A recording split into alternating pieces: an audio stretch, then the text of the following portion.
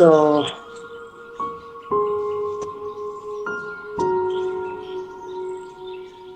ട്രീറ്റ്മെന്റുകാർ എവിടെ പോയി?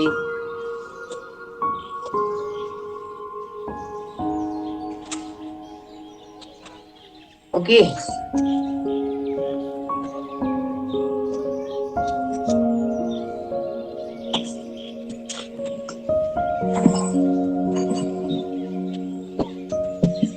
കേൾക്കാൻ പറ്റുന്നുണ്ടല്ലോ?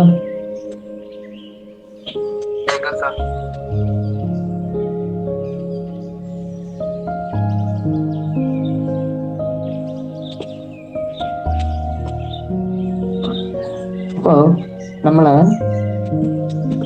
ഈ പാർട്ടിലെ അവസാനത്തെ ചാപ്റ്റർ ആണ് ഇനി നമ്മൾ പഠിക്കാൻ പോകുന്നത്. Okay, cultural and nationalism. തിങ്കളാഴ്ച മുതൽ നിർബന്ധമായിട്ടും എല്ലാ കുട്ടികളും ക്ലാസ് റൂം വഴിയുള്ള ഗൂഗിൾ മീറ്റിൽ മാത്രം കയറുക. നിങ്ങളിൽ പലരും ഇതുവരെയായിട്ടും അതിനകത്ത് ജോയിൻ ആയിട്ട് കണ്ടിട്ടില്ല, പ്രത്യേകിച്ച് മലയാളം മീഡിയക്കാര്. അതുകൊണ്ട് ഞങ്ങൾക്ക് കിട്ടിയിട്ടുള്ള നിർദ്ദേശം ഇനി അതിനകത്തൂടെ ക്ലാസ് എടുക്കാനായിട്ടാണ്. അതുകൊണ്ട് ഇനിയും നിർബന്ധമായിട്ടും എല്ലാവരും അതിനകത്ത് ജോയിൻ ആയാൻ പറ്റും. അവസാനം തിങ്കളാഴ്ച മുതൽ ഞാൻ അതിനകത്ത് എടുക്കത്തുള്ളൂ. അവസാനം ക്ലാസ് കണ്ടില്ല, ലിങ്ക് വന്നില്ല എന്നൊന്നും ആരും പറയണ്ട. ഇനി ഇത്രയും ദിവസം നിങ്ങൾക്ക് സമയം ഉണ്ടായിരുന്നു. സോ നോക്കിയോ, cultural and nationalism. The diversity of India is tremendous. It is of this. It lies on the surface and anybody can see it. They differ in face and figure, food and clothing, and of course language. The Bengalis, the Marathas, the Gujaratis, the Tamils, the Andhras, the Orias, the Assamese, the Kannas, the Malayalis, the Sindhus, the Punjabis, the Pathans, the Kashmiris, the Rajputs, and the right central, comprising the Hindustani speaking people, have declined the peculiar characteristics for hundreds of years, have still or more less the same virtues and failings of with old tradition or record tell us, and yet have been throughout this agents distinctively Indian, with the same national heritage and the same set of moral and the mental qualities. There was something living and dynamic about this heritage which showed itself in ways of living and a philosophical attitude to life and its problems. അതായത് നമ്മൾ ഇനിയും പഠിക്കാൻ പോകുന്ന chapter എന്ന് പറയുന്നത് സംസ്കാരവും ദേശീയതയും എന്ന പാഠഭാഗമായിട്ട് ബന്ധപ്പെട്ടതാണ്.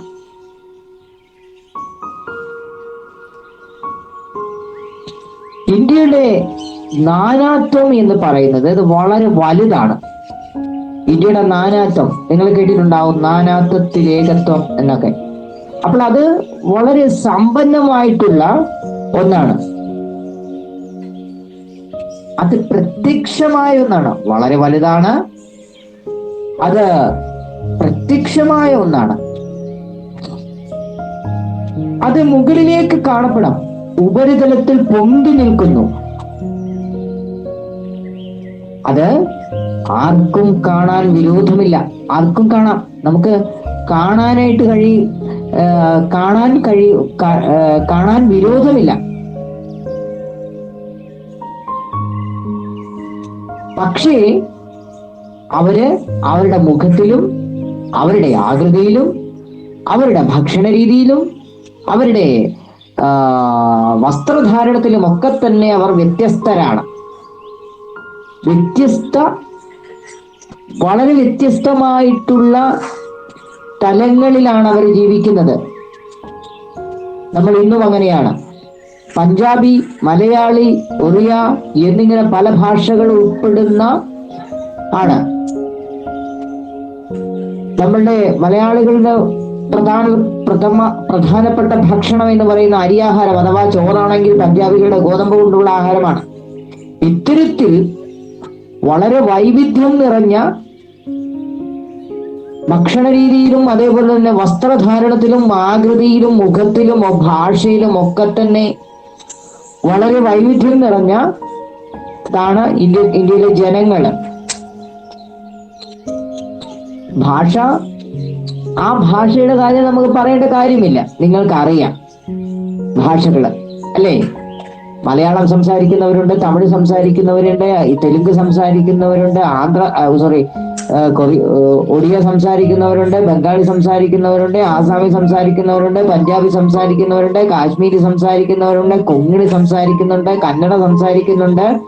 ഇത്തരത്തിലുള്ള നിരവധി ഭാഷകൾ സംസാരിക്കുന്ന ആളുകളാണ് ഇന്ത്യക്കാർക്കിടയിലുള്ളത്. പശ്ചിമ ബംഗാളിൽ ബംഗാളിയും മഹാരാഷ്ട്രയിൽ മറാത്തയും ഗുജറാത്തികൾ തമിഴ് സംസാരിക്കുന്ന തമിഴന്മാര്, ആന്ധ്രാപ്രദേശ് അവര് തെലുങ്ക് സംസാരിക്കുന്നു, ഒറിയക്കാർ ഒറീസയിൽ അവര് ഒഡിയ സംസാരിക്കുന്നു, സിന്ധിൽ ജീവിക്കുന്നവർ സിന്ധികൾ അവർ സിന്ധ് ഭാഷ സംസാരിക്കുന്നു, പഞ്ചാബിൽ ജീവിക്കുന്നവരുണ്ട്, അവരും സിന്ധുകാരും ഒക്കെ പഞ്ചാബിയാണ് സംസാരിക്കുന്നത്, ആസാമിൽ ജീവിക്കുന്നവരുണ്ട്, അവർ ആസാമീസ് ഭാഷയാണ് ഉപയോഗിക്കുന്നത്. അതേപോലെ തന്നെ കന്നഡ സംസാരിക്കുന്നവർ, കർണാടകയിൽ ജീവിക്കുന്ന കന്നഡ സംസാരിക്കുന്നവരുണ്ട്. നമ്മൾ കേരളത്തിൽ ജീവിക്കുന്നവർ, അന്ന് കേരളമില്ല, 57 ശേഷമാണ് ഐക്യ കേരളം ഉണ്ടായത്. പക്ഷേങ്കിൽ മലയാളം സംസാരിക്കുന്നവരുണ്ട്. മലയാള ഭാഷ അത് പല ഭാഗത്തായിട്ട് ചിതറിക്കിടക്കുകയായിരുന്നു. 57 ശേഷമാണ് ഐക്യ കേരളം ഉണ്ടായത്. അപ്പോൾ മലയാളം സംസാരിക്കുന്ന മലയാളികൾ ഉണ്ടായിരുന്നു, പഠാണികൾ ഉണ്ടായിരുന്നു, കാശ്മീരികൾ ഉണ്ടായിരുന്നു, രജപുത്രന്മാരുണ്ടായിരുന്നു. അതുപോലെ തന്നെ മധ്യദേശത്ത് ഇന്ത്യയുടെ മധ്യഭാഗത്ത് താമസിക്കുന്ന ഹിന്ദുസ്ഥാനി സംസാരിക്കുന്ന കൂടുതൽ ആൾക്കാരും മധ്യഭാഗത്തായിരുന്നു. അപ്പൊ അവരെ സംസാരിച്ചുകൊണ്ട് ഹിന്ദി അഥവാ ഹിന്ദുസ്ഥാനിയാണ്.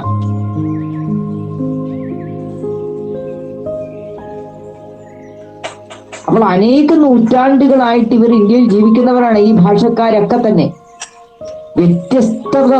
ഇവര് നൂറ്റാണ്ടുകളായി വ്യത്യസ്തത പുലർത്തിക്കൊണ്ടിരിക്കുന്നവരാണ്. മനസ്സിലായോ?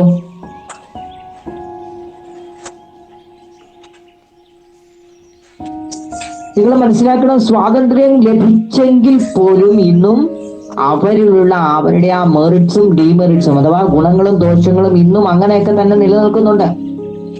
India is A union state unity എന്നൊക്കെ പറയുമ്പോൾ പോലും നമുക്കറിയാം ഇന്നും ഇന്ത്യ ഒരു ഫെഡറൽ സ്റ്റേറ്റ് ആണ്. ഒരു കേന്ദ്രീകൃത ഭരണവും അതേപോലെ തന്നെ അതാത് സംസ്ഥാനങ്ങളിലെ സംസ്ഥാന ഗവൺമെന്റുകളും നിലനിൽക്കുന്നുണ്ട്. അത് ഈ വ്യത്യസ്തത ഉള്ളത് കൊണ്ടാണ്. അപ്പോൾ അവരുടെ ആ ഗുണങ്ങളും ദോഷങ്ങളും ആ വ്യത്യസ്തതകളും ഇന്നും അതേപോലെ തന്നെ നിലനിൽക്കുന്നുണ്ട്.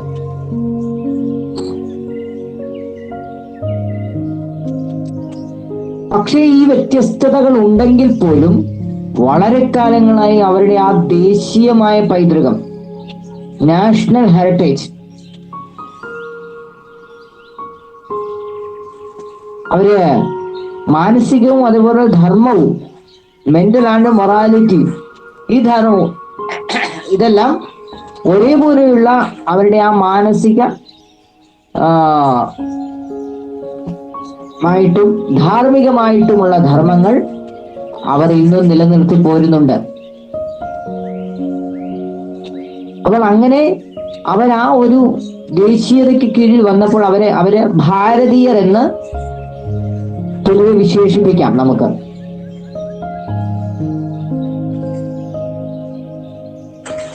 അപ്പോൾ ജൈവികമായതും പൈതൃകമായതും എന്തോ ഒന്ന് ഇതിലുണ്ട്.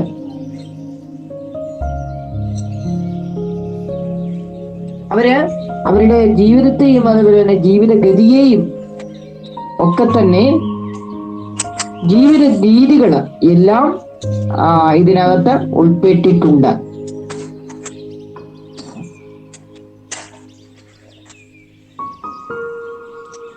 ഇന്ത്യയുടെ ഏകത്വം എന്ന് പറയുന്നത് ബുദ്ധി എന്നെ സംബന്ധിച്ചിടത്തോളം ബുദ്ധിയുടെ ഒന്ന് മാത്രമല്ല, അതൊരു വൈകാരികമായ അനുഭവമാണ്. എന്നെ ആവേശത്തിന്റെ കൊടുമുടിയിലെത്തിച്ച ഒരു വൈകാരിക അനുഭവമാണ് ഇത്.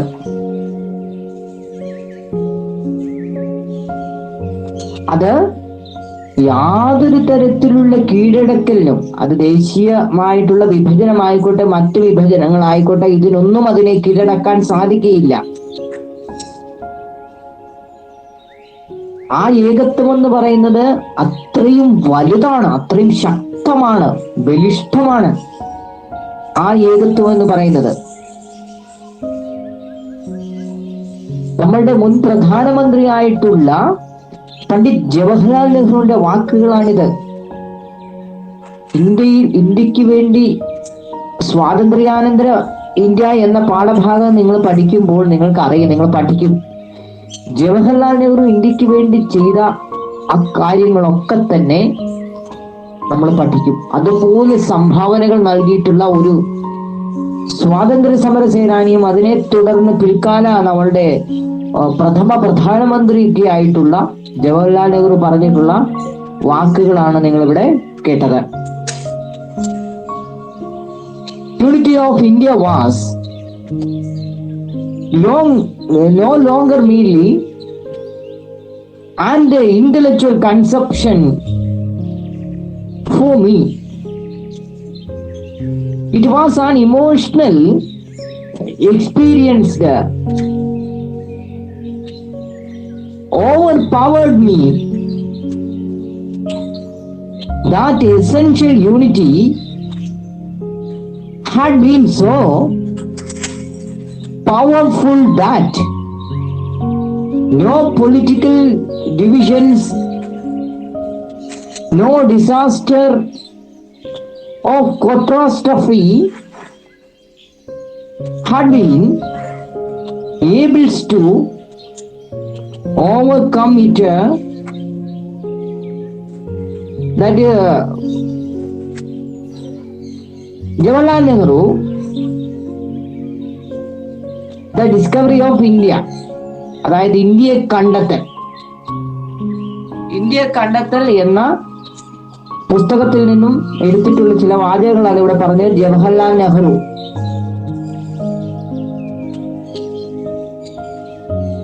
The observation of Jawaharlal Nehru clearly reflect the unity in diversity existing in India. As a nation, unity in diversity is the solid foundation of India. Several factors contributed to formation Indian nationalism.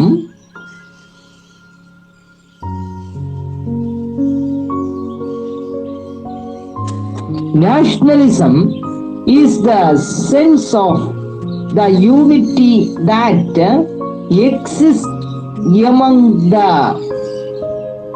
people of a nation, irrespective of caste, creed, region, and religion. We have already discussed how economic exploitation of the British aroused nationalism among the Indians. അതായത് നമ്മൾ നാഷണലിസത്തെ കുറിച്ചൊക്കെ പറഞ്ഞപ്പോൾ നമ്മൾ നേരത്തെ നമ്മളുടെ കഴിഞ്ഞ previous ചാപ്റ്ററിൽ British ചൂഷണവും ചെറുത്തുനിൽപ്പും എന്ന പാഠഭാഗമായിട്ട് ബന്ധപ്പെട്ട് നമ്മൾ പറഞ്ഞപ്പോൾ നമ്മൾ പറഞ്ഞതാണ് ഇക്കണോമിക്സ് എക്സ്പ്ലോയിറ്റേഷനെ കുറിച്ച് അല്ലേ. അതിനെക്കുറിച്ച് നമ്മളുടെ ദാദാഭായ് നവറോജി ഒരു പുസ്തകം തന്നെ രചിച്ചിട്ടുണ്ട് അല്ലേ അല്ലേ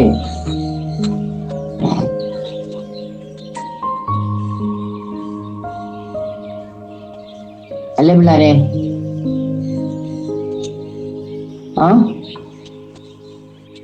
കേൾക്കാൻ പറ്റുന്നില്ല ടീച്ചർമാര്? കേൾക്കാം സാർ. സോ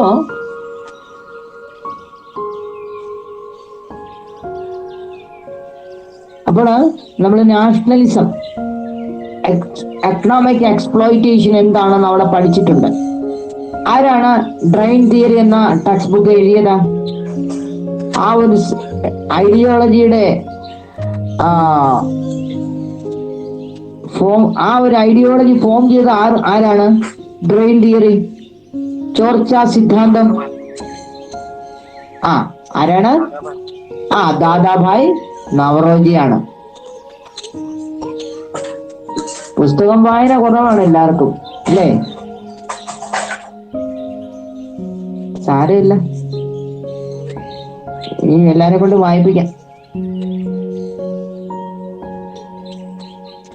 സോ നോക്കിക്കോ.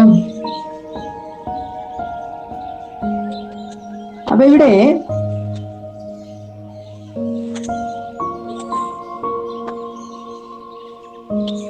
നെഹ്റു ഇവിടെ പറയുന്നത് വൈവിധ്യങ്ങൾക്കിടയിലും ഇന്ത്യയിൽ നിലനിൽക്കുന്ന നമ്മളുടെ ആ ഒരു യൂണിറ്റി, ആ ഏകത്വമാണ് അദ്ദേഹം ഇവിടെ പറയുന്നത്. മനസ്സിലായോ? അദ്ദേഹം ഇവിടെ പറയുന്നത് വൈവിധ്യങ്ങൾക്കിടയിലും നമ്മൾ ഒരുമിച്ച് നിൽക്കുന്നതിന്റെ പ്രാധാന്യത്തെ കുറിച്ചാണ് അദ്ദേഹം ഇവിടെ പറയുന്നത്.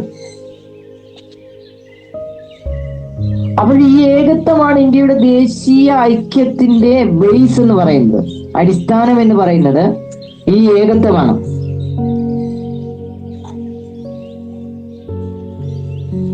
അപ്പോഴ് നിരവധി ഘടകങ്ങളുണ്ട്. ഇന്ത്യൻ ദേശീയതയുടെ രൂപീകരണത്തിനായിട്ട് നിരവധി ഘടകങ്ങളുണ്ട്. നിരവധി ഘടകങ്ങൾ ഇന്ത്യൻ ദേശീയതയുടെ രൂപപ്പെടലിനായിട്ട് ഉണ്ട്. ഓക്കെ, ജാതി, മതം, വർഗം, പ്രാദേശിക വ്യത്യാസങ്ങൾ എന്നിവയൊക്കെ ഉണ്ടെങ്കിൽ പോലും ഇവയെല്ലാം ഉണ്ടെങ്കിൽ പോലും ഒരു ജനതയുടെ മാനസിക ഐക്യമാണ് നമ്മളുടെ ദേശീയത എന്ന് കൊണ്ട് ഉദ്ദേശിക്കുന്നത്.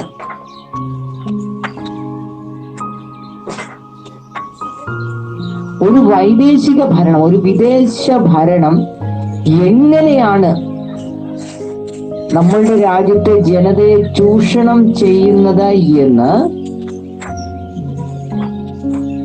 എന്ന് തിരിച്ചറിയുകയും അതാണ് പിന്നീട് ദേശീയതയുടെ വളർച്ചയ്ക്ക് എമർജൻസ് ഓഫ് നാഷണലിസം, അതായത് നാഷണലിസത്തിന്റെ ദേശീയതയുടെ ഉദയത്തിന് കാരണമായി തീർന്നത്. അത് പിന്നീട് ദേശീയ സമരത്തിന് ശക്തി പകരുകയുമാണ് ഉണ്ടായത്.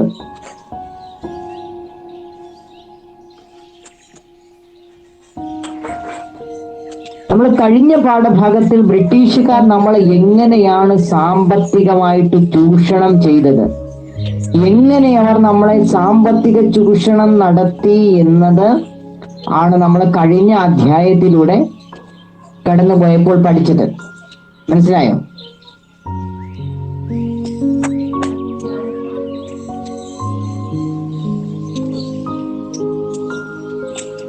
അപ്പോൾ ഇത്തരത്തിൽ സാമ്പത്തിക ചൂഷണം ഉണ്ടായി എന്ന് നമ്മൾ പഠിച്ചതിനോടൊപ്പം തന്നെ സാമൂഹിക രംഗത്ത് നിരവധി മാറ്റങ്ങൾ ഉണ്ടായി. അതും ഇന്ത്യയുടെ ദേശീയതയെ രൂപപ്പെടുത്താനുണ്ടായ ഒരു പ്രധാനപ്പെട്ട കാരണമാണ്.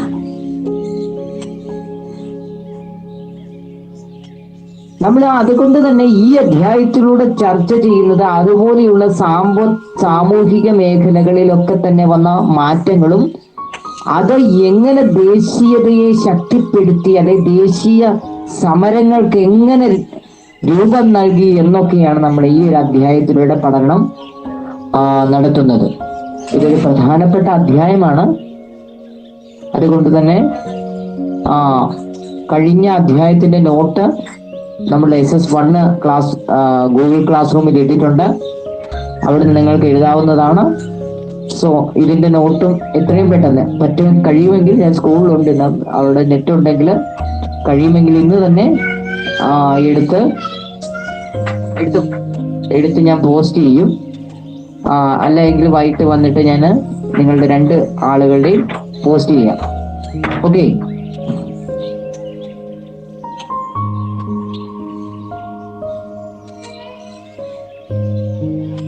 ഓക്കെ, അപ്പൊ ഇത്രയും ഭാഗം മനസ്സിലായല്ലോ.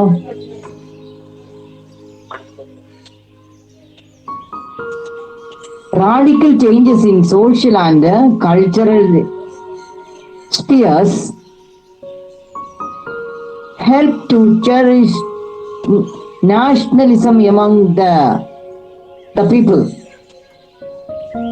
This unit we discuss the various socio-cultural factors that reinforce nationalism in India.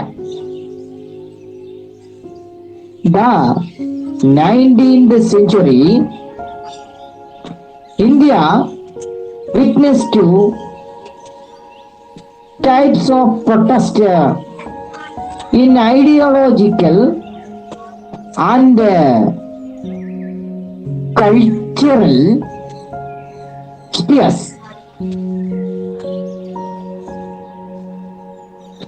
One, protest against inequality, violations of rights and the social evils which existed in the Indian society.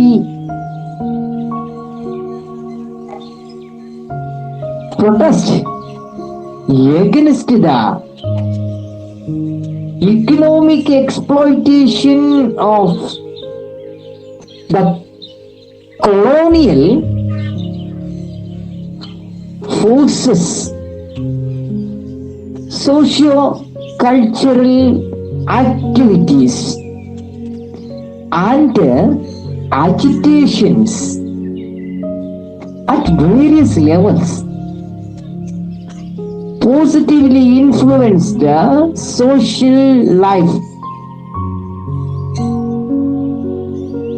The press, education, literature, art, etc. The consequent changes in these fields paved the way for national unity in India. Colonial rule and nationalism. The British colonialists realized the fact that the in-depth understanding of the socio-cultural life of the Indians was essential to strengthen their rule. They learned about Indians society from the works in Sanskrit and Persians and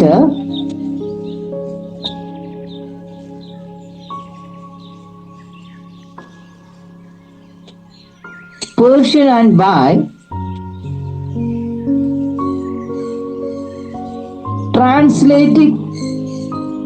translating them. They establishing several institutions to study more about India, to interfering in Indian education system and to train their all officers. Some of these institutions are called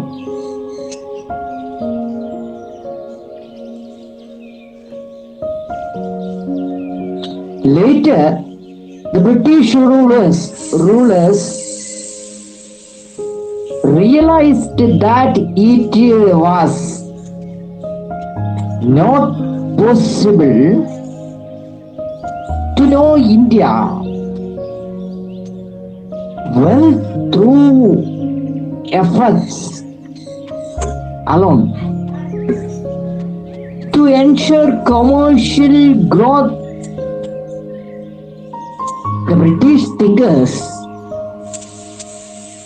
who favored free trade argued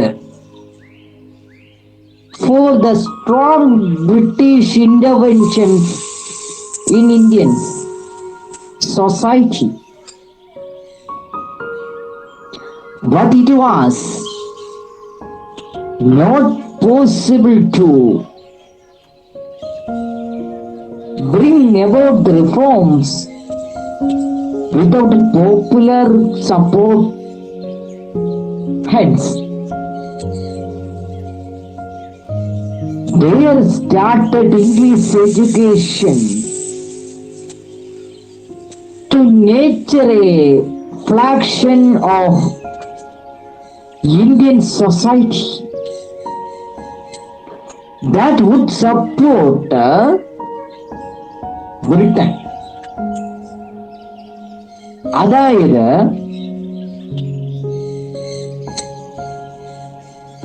ഒന്നാമത്തെ കാര്യം എന്ന് പറയുന്നത് Indian സമൂഹത്തിൽ നിലനിന്ന അസമത്വങ്ങൾക്കും തിന്മകൾക്കും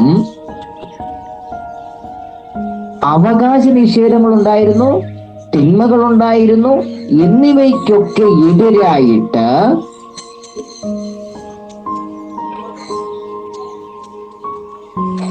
രണ്ടാമത്തെ കാരണം എന്ന് പറയുന്നത് ഇന്ത്യയിൽ സാമ്രാജ്യത്വ ശക്തികൾ നടത്തിക്കൊണ്ടിരുന്ന ചൂഷണങ്ങൾക്കെതിരായിട്ടുള്ളവ.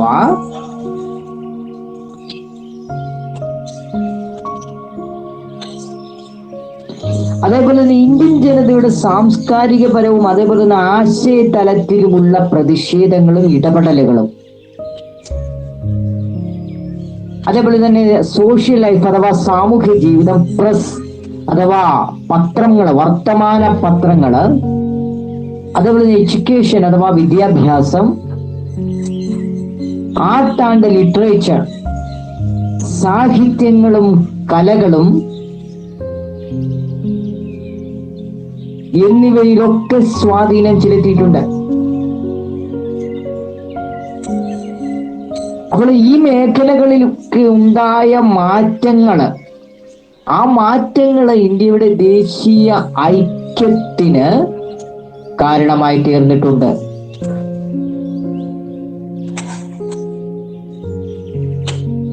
ഇനി നമ്മൾ നോക്കാൻ പോകുന്നത് കോളനി ഭരണവും ദേശീയതയുമാണ്.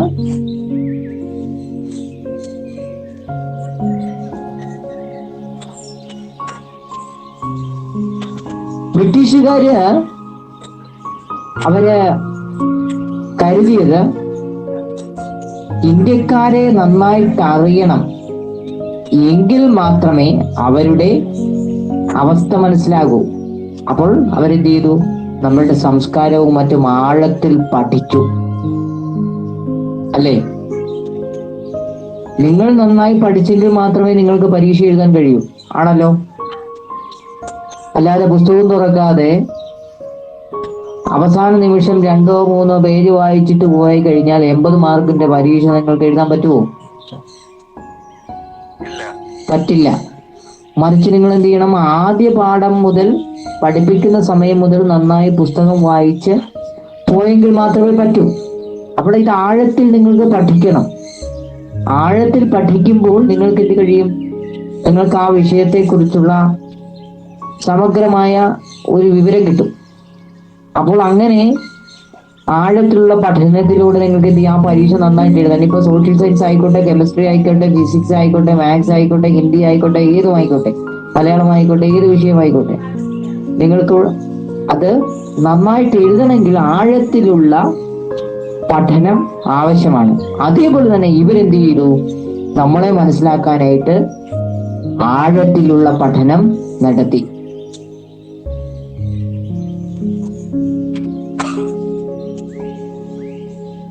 അവരതിനുവേണ്ടി ചെയ്ത കാര്യങ്ങൾ എന്ന് പറയുന്നത് സംസ്കൃതം, അതേപോലെ തന്നെ പേർഷ്യ എന്നീ 2 ഭാഷകളിൽ രചിക്കപ്പെട്ട കൃതികൾ വായിച്ചും അതേപോലെ തന്നെ പരിഭാഷപ്പെടുത്തി, ട്രാൻസ്ലേറ്റ് ചെയ്തു. അവരങ്ങനെ എന്ത് ചെയ്തു? ഇന്ത്യയെ കൂടുതലായിട്ട് അറിഞ്ഞു. അപ്പൊ അങ്ങനെ അറിഞ്ഞു കഴിയുമ്പോഴാണ് ഇന്ത്യക്കാർ എങ്ങനെയാണ് എന്നവർക്ക് മനസ്സിലാകും. അപ്പൊ നമ്മളെ എങ്ങനെ ഏത് വിധേന ചൂഷണം ചെയ്യാം, എക്സ്പ്ലോയിറ്റ് ചെയ്യാം എന്നതിനെ കുറിച്ചാണ് അവർ ഈ ഗവേഷണം നടത്തുന്നത്.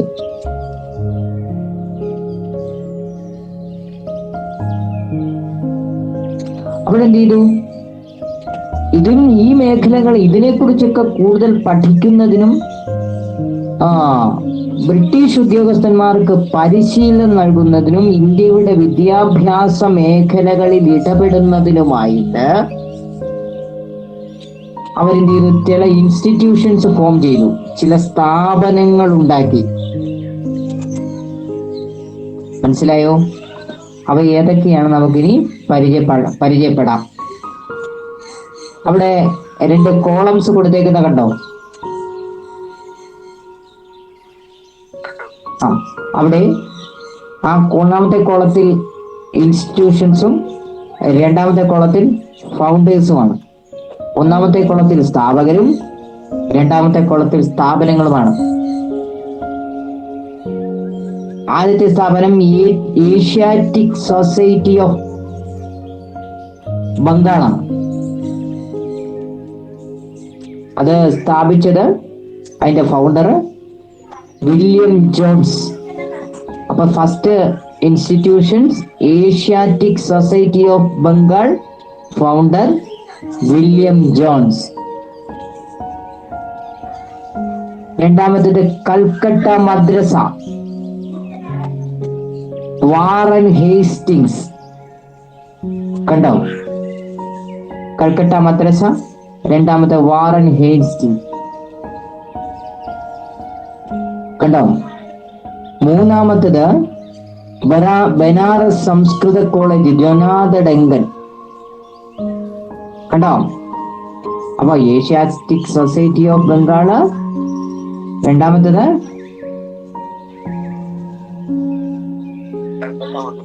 കൽക്കട്ട മദ്രസ, മൂന്നാമത്തേത് ബനാറസ് സംസ്കൃത കോളേജ്. അപ്പൊ ഫൗണ്ടേഴ്സിനെ അറിയാമല്ലോ, ഏഷ്യാറ്റിക് സൊസൈറ്റി ഓഫ് ബംഗാളിന്റെ സ്ഥാപകൻ ആരാണ്? William Johnson. രണ്ടാമത്തേത് കൽക്കട്ട മദ്രസ, വാറൻ ഹേസ്റ്റിംഗ്. മൂന്നാമത്തേത് ബനാറസ് സംസ്കൃത കോളേജ്, ജൊനാഥൻ ഡങ്കൻ.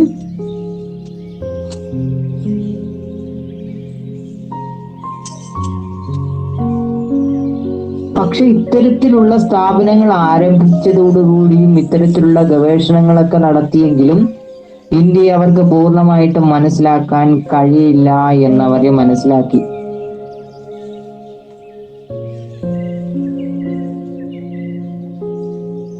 അപ്പോൾ ഈ കൊമേഴ്സ്യലൈസേഷൻ കൂടുതൽ ഗ്രോത്ത് ചെയ്യണം, വ്യാപാരത്തിന്റെ വളർച്ച കൂടുതൽ വേണമെങ്കിൽ ഇന്ത്യയുടെ സാമൂഹ്യ മേഖലകളിൽ അവർ ഇടപെടണമെന്ന്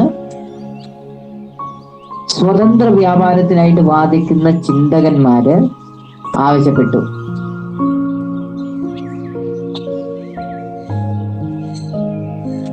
അപ്പോൾ ബ്രിട്ടൻ ഇതിൽ നിന്ന് ഒരു കാര്യം കൂടെ മനസ്സിലാക്കി, ജനങ്ങളുടെ പിന്തുണയില്ലാതെ പരിഷ്കാരങ്ങൾ ഇന്ത്യയിൽ നടപ്പിലാക്കാൻ സാധിക്കുകയില്ല എന്ന് ബ്രിട്ടൻ മനസ്സിലാക്കി.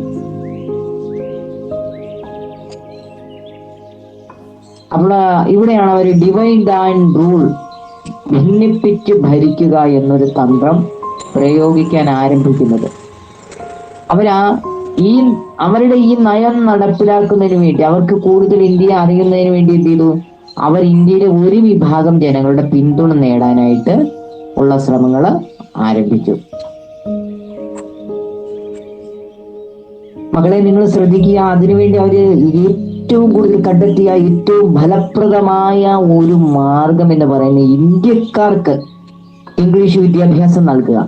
അപ്പോൾ അങ്ങനെ അവർ അതുകൊണ്ട് ഉദ്ദേശിക്കുന്ന ഒരു കാര്യം എന്ന് പറയുന്നത്, ഇന്ത്യക്കാർക്ക് ഇംഗ്ലീഷ് വിദ്യാഭ്യാസം അവർ കൊടുത്തു കഴിഞ്ഞാൽ എന്ത് ചെയ്യാം? അവര് എന്ത് ചെയ്യും? ഇന്ത്യയെ കുറിച്ചുള്ള വിവരങ്ങൾ ഇവർക്ക് ഇംഗ്ലീഷിൽ പഠിപ്പിച്ചു കൊടുക്കും, അല്ലെ പറഞ്ഞു കൊടുക്കും. അവർക്ക് അതല്ലേ എളുപ്പം. അതിനുവേണ്ടിയാണ് അവർ ഇന്ത്യയിലെ ഒരു വിഭാഗം ജനങ്ങളുടെ പിന്തുണ ആർജിക്കുന്നതിനായിട്ട് അവര് ഇത്തരത്തിലുള്ള ഒരു കാര്യം ചെയ്തത്. മനസ്സിലായോ?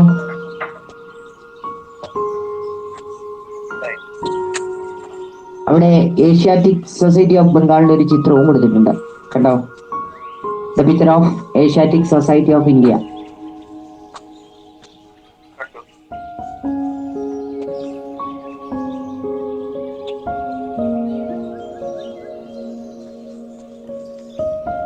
അത്ര മനസ്സിലായല്ലോ?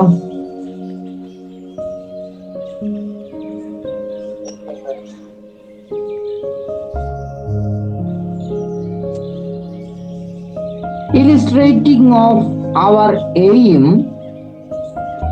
to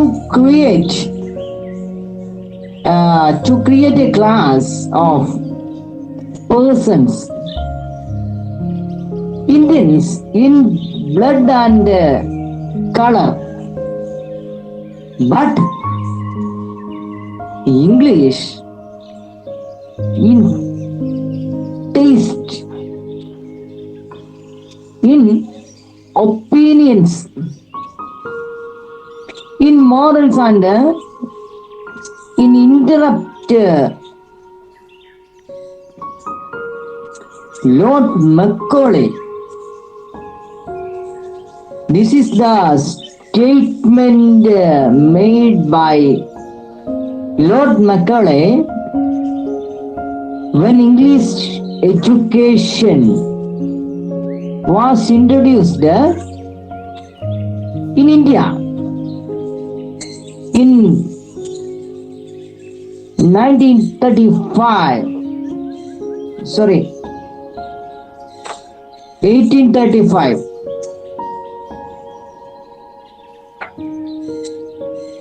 Can you find out the objectives of English education in India?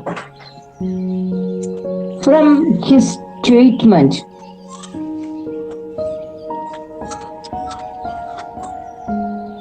അതായത് രക്തത്തിലും വർണ്ണത്തിലും ഇന്ത്യക്കാര്, അതായത് രക്തം കൊണ്ട് അവർ ഇന്ത്യക്കാരാണ്, നിറം കൊണ്ട് അവർ ഇന്ത്യക്കാരാണ്, അല്ലെ?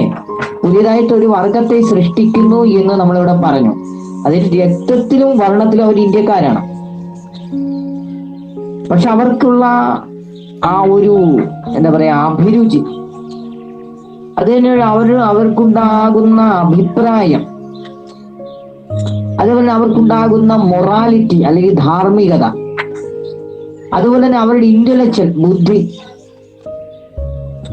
ഇതെല്ലാം ബ്രിട്ടീഷ് വർഗത്തിൽ ഉൾപ്പെടും. ബ്രിട്ടീഷുകാരുടെ ആ ഒരു അഭിരുചി, ബുദ്ധി മുതലായവ, ആശയം എന്നിവയെല്ലാം ബ്രിട്ടീഷുകാരുടെയും അവരുടെ നിറവും അതേപോലെ തന്നെ രക്തവും ഇന്ത്യക്കാരുടെയുമായുള്ള ഒരു വർഗത്തെ സൃഷ്ടിക്കുക എന്നതായിരുന്നു അവരുടെ പരമപ്രധാനമായ ലക്ഷ്യം എന്ന് പറയുന്നത്.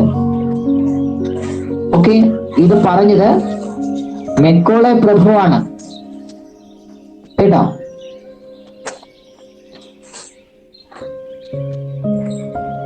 അദ്ദേഹം ഇന്ത്യയിൽ 1855 പ്രത്യേകത എന്താ?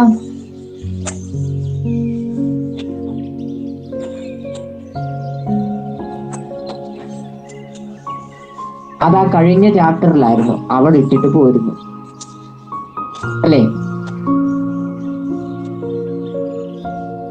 ഓ, മറന്നുപോയി സാറേ. എന്താണ് 1855 പ്രത്യേകത? അബിയ സാന്താ റിവോൾട്ട്. എന്താണ് 1885 പ്രത്യേകത? അബിയ, അർജുൻ,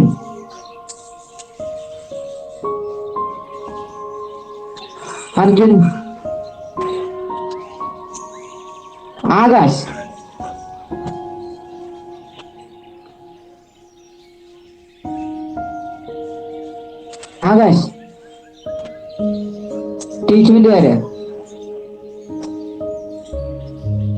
എന്താണ് 1885 പ്രത്യേകത?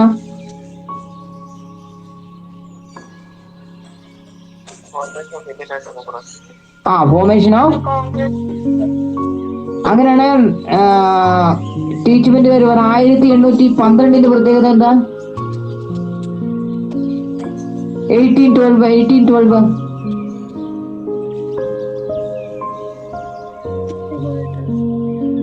കുറിച്യ റിവോൾട്ട് അല്ലേ?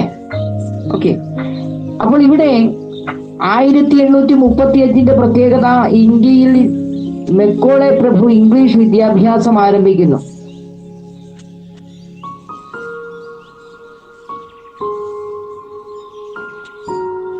കേട്ടോ? അപ്പോൾ ആ ഇംഗ്ലീഷ് വിദ്യാഭ്യാസം നടപ്പിലാക്കുന്ന സമയത്ത് മെക്കോളെ പ്രഭു പറഞ്ഞ വാക്കുകളാണ് ഇത്.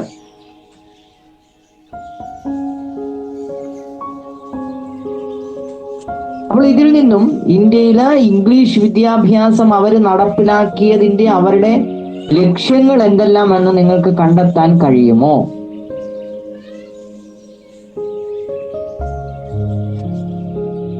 അതിന് ചില കാരണങ്ങളുണ്ട്. അത് നമ്മൾ അടുത്ത ക്ലാസ്സിൽ ഡിസ്കസ് ചെയ്യാം. ഓക്കെ, സമയത്തിനിടെ പിള്ളേരെ ഓക്കെ, അത് നമുക്ക് അടുത്ത ക്ലാസ്സിൽ ഡിസ്കസ് ചെയ്യാം. നാളെ ആരെങ്കിലും ക്ലാസ് വെച്ചിട്ടുണ്ടോ?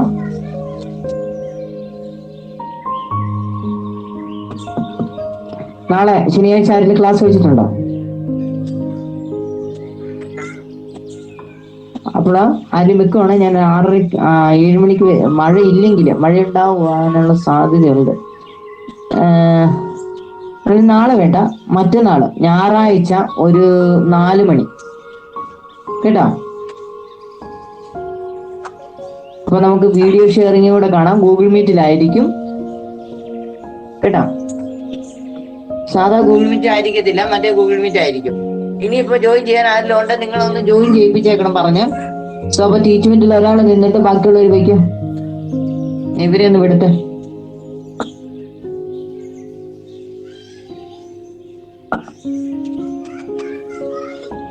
അബിയ,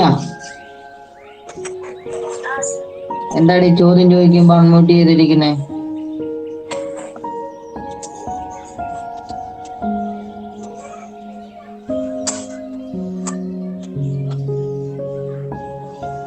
അക്ഷിത, ഇൻഡക്ട് ചെയ്ത് പോന്നു. അലൻ ഇറങ്ങി.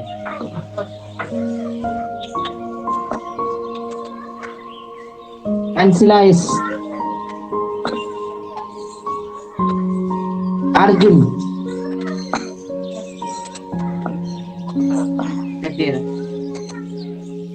ദേവദത്തൻ, ജിർഷ പറ്റിയിരുന്നു. സോ അപ്പൊ ടീച്ച്മെന്റ് വരെ നമുക്കും പോകാം.